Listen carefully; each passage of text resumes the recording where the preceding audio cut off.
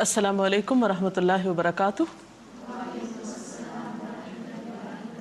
نحمده ونصلی علی رسولہ الکریم، اما بعد فاعوذ باللہ من الشیطان الرجیم، بسم اللہ الرحمن الرحیم، رب اشرح لی صدری ویسر لی امری واحلل عقدۃ من لسانی یفقہوا قولی۔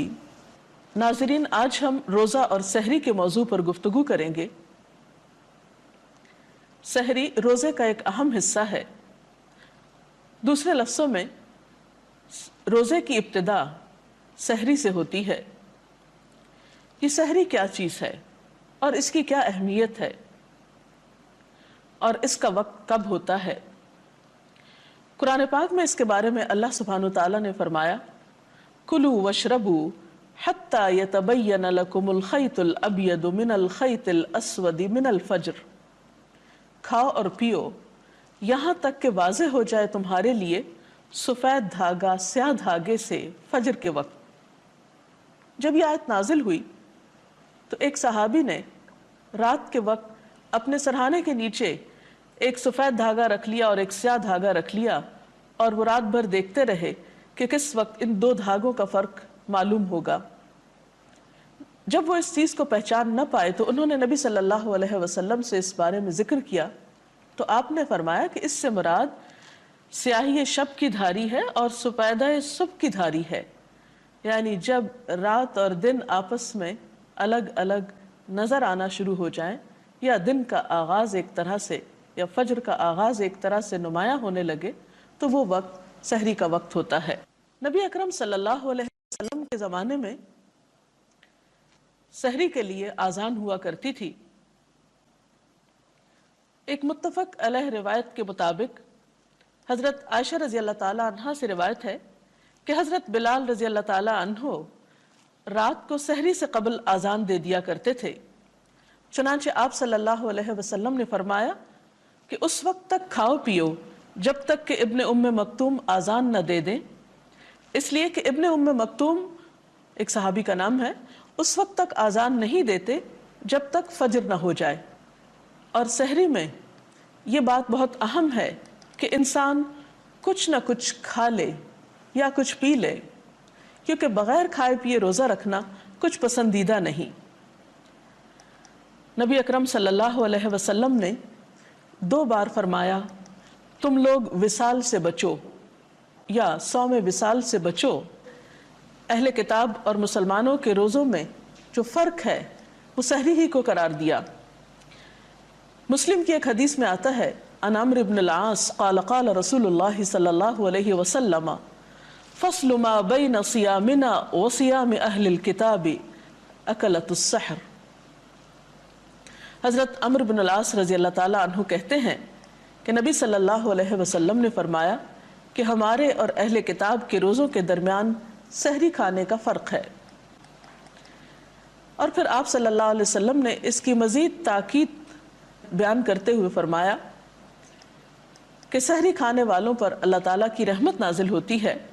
مسند احمد کی ایک روایت کے مطابق آپ نے فرمایا کہ سحری کھانا باعث برکت ہے، اسے مت چھوڑو چاہے کوئی ایک گھونٹ پانی ہی پیے، کیونکہ اللہ سبحانہ وتعالیٰ اور اس کے فرشتے سحری کھانے والوں پر رحمت بھیجتے ہیں۔ حضرت انس سے بھی روایت ہے، قال قال رسول اللہ صلی اللہ علیہ وسلم تسحروا فإن فی السحور برکہ، کہ سحری کیا کرو کیونکہ سحری کرنے میں برکت ہے۔ گویا یہ ایک بابرکت کھانا ہے اور پسندیدہ ہے۔ اس سے یہ پتہ چلتا ہے کہ ہمارا دین ہمیں اعتدال سکھاتا ہے۔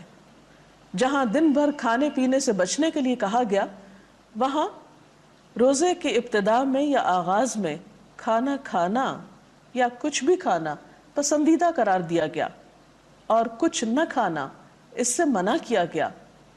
عام طور پر ہوتا یہ ہے کہ جب ہم ایک کام شروع کرتے ہیں پھر اس میں ہمیں لطف آنے لگتا ہے، پھر ہم اسے کرتے ہی جانا چاہتے ہیں، لیکن نیکی کے کام میں بھی اعتدال ضروری ہے اور انتہا پسندی درست نہیں۔ اسی لیے ہم دیکھتے ہیں کہ سحری کو آپ صلی اللہ علیہ وسلم نے مبارک ناشتے کا نام دیا۔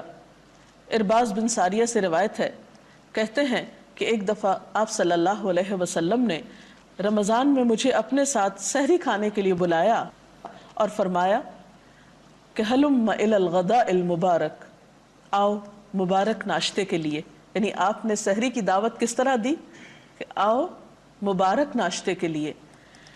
سحری آپ کسی بھی چیز سے کر سکتے ہیں، باقاعدہ کھانا بھی کھا سکتے ہیں، کھجور بھی کھا سکتے ہیں، دودھ پی سکتے ہیں، پانی پی سکتے ہیں، کسی بھی چیز سے آپ سحری کر سکتے ہیں. لیکن سحری کے وقت کھجور کھانا پسندیدہ عمل ہے. عن ابی ہریرہ قال قال رسول اللہ صلی اللہ علیہ وسلم نعم سحور المؤمن التمر، آپ نے فرمایا کہ مومن کے لیے بہترین سحری کھجور ہے. اب سحری سے متعلق کچھ چیزیں ایسی ہیں کہ جن کا ہمیں خیال رکھنا چاہیے. عام طور پر بہت سے لوگ صرف سحری اس لیے نہیں کھاتے کہ وہ صبح اٹھ نہیں سکتے یا ان کو اٹھنا مشکل لگتا ہے. تو ظاہر ہے کہ اگر ہمیں یہ معلوم ہو کہ سحری کھانے والوں کے لیے فرشتے دعا کرتے ہیں اور یہ ایک بابرکت چیز ہے اور سحری کھا کر روزہ رکھنا زیادہ اجر و ثواب کا باعث ہے، تو ہم اس کے لیے کوشش کریں گے. لیکن کوشش کس طرح کی جائے؟ تو اس میں پہلی چیز تو یہ ہے کہ رات کو جلدی سویا جائے.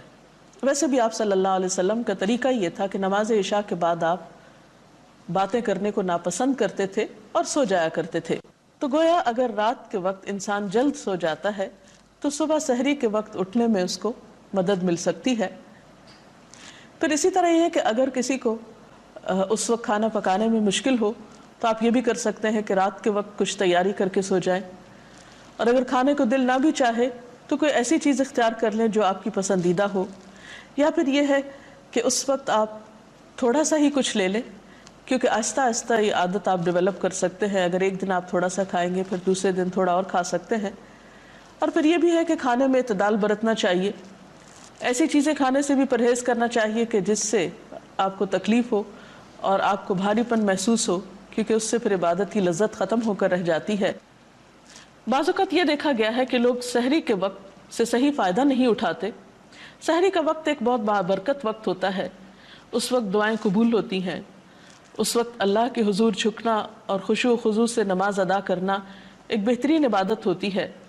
اگر اس وقت تھوڑا بہت کھانے کے بعد انسان اپنے وقت کو ذکر الہی میں گزارے تو یہ انسان کے لیے بہت سعادت کا باعث ہو سکتا ہے اور اس کی روحانی قوت میں مزید اضافے کا سبب ہو سکتا ہے. لیکن یہ دیکھا گیا ہے کہ بعض اوقات لوگ اس وقت پھر سو جاتے ہیں. پھر اسی طرح یہ کہ بعض لوگ اس وقت کو بات چیت کرنے میں، ٹیلی فون کرنے میں، گپ شپ میں گزار دیتے ہیں.